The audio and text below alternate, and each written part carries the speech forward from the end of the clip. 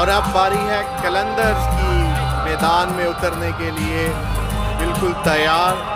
कलंदर्स अपनी पूरी टीम और क़यादत और राना फवाद जो सबके ही फेवरेट हैं उनकी क़यादत में मैदान में उतर रहे हैं, स्टेज की तरफ जा रहे हैं।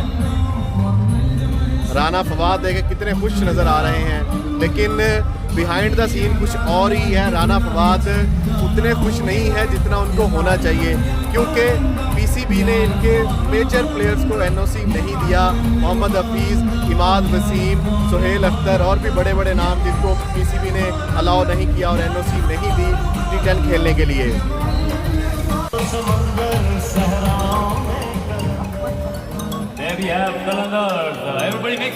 राना साहब, कैसा लग रहा है T10 में पार्टिसिपेट करने के लिए? ओपनिंग हो चुकी है, कैसे देख रहे हैं कलंदर्स को T10 में? इंशाल्लाह ज़बरदस्त। आपको पता ही हमें एक सेटबैक हुआ, लेकिन इंशाल्लाह ताला पाकिस्तान को मैं रिप्रेजेंट करूँगा और इंशाल्लाह ताला यहाँ पे आप देखेंगे हम अपना पूरा शो करेंगे। कुछ फ़र्क पड़ेगा? पीसीबी ने अलाउ नहीं किया, जो आपके मेन प्लेयर्स थे, जान थी, मोहम्मद हफीज़ थे, इमाद वसीम थे, वो भी बड़े नाम थे।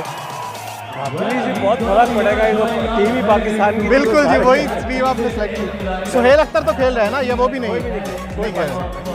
ओके। लेकिन उम्मीदें इंशाल्लाह हैं अभी भी। बिल्कुल है इंशाल्लाह। डेविड मेलन हमारा कैप्टन है, लेट्स हो। मुझे तो टीम का नाम भी नहीं पता। चले ठीक है राना साहब, बेस्ट ऑफ लक। इंशाल्लाह कलंदर जो है वो T10 में भी पाकिस्तान का नाम रोशन करेगी।